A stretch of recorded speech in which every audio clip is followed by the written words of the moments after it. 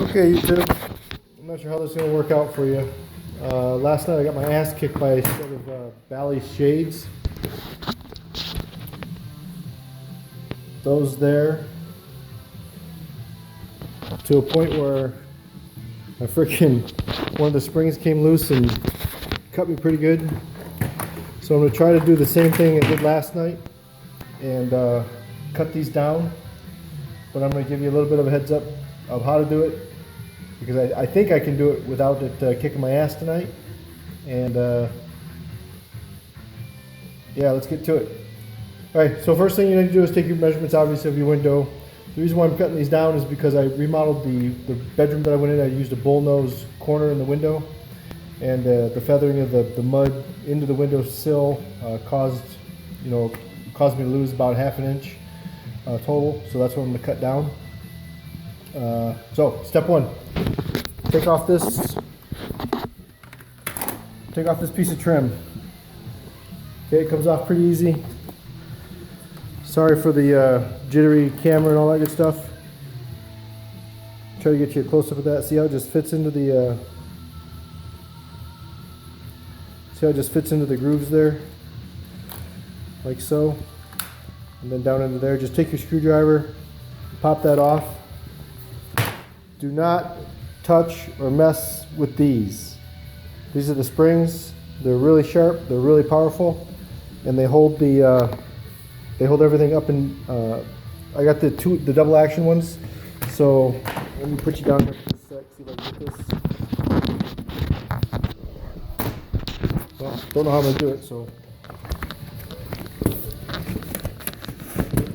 not only can you pull down from the top, you can pull down the bottom. Pull down the bottom as well. And those springs are top and bottom mechanism. So I believe the right side's the bottom mechanism. The left side, as you're looking at the front of the shade, is the bottom one. Next, your springs slide in and out here. If you push them too far that way, they're going to unravel, and everything's going to be a mess. There's a little screw right there that we're going to try to get out with this staying in the shade. Okay? So I may do the other side, because I only got to cut down one side. This screw looks like it's a little bit more accessible. So what I'm going to do is I'm going to take that screw out, and then I'm going to push the springs in enough that I can cut down a ½ inch off of this end. So we'll take a look at this end. I want to try to keep that sticker. So I'm going to put you down. I'm going to pause this for just a second. I'll pick you back up and we'll see where we're at. Okay, starting right back off where I left off.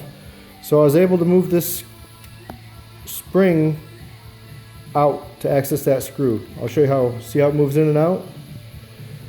Just be really careful when you push it out that you don't go far enough to have it come undone. So I'm going to take the screw out and I'll be right back.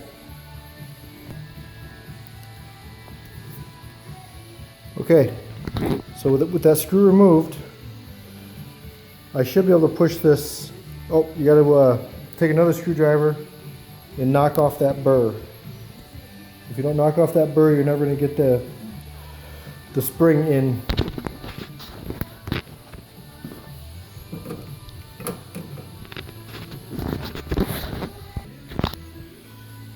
Okay, so we'll let this thing focus.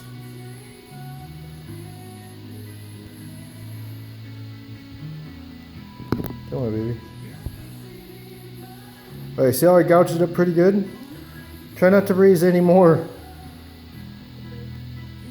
ridges, but the tolerances are pretty damn close on this thing. So much so that when I tap it, when I push it in, so So I'm just pulling it in now. I actually got to grab my screwdriver and tap it in some more.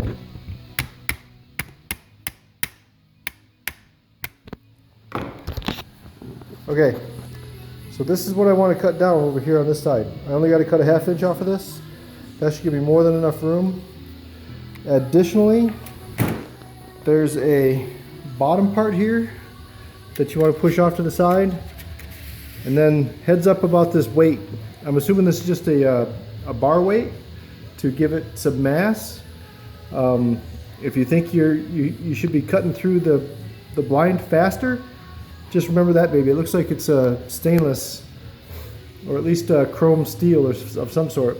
I chewed up a blade pretty good on it, the last one, but now that I know about it, I'll take my time and go through this. This is really thin, and we can cut this down to length after the fact.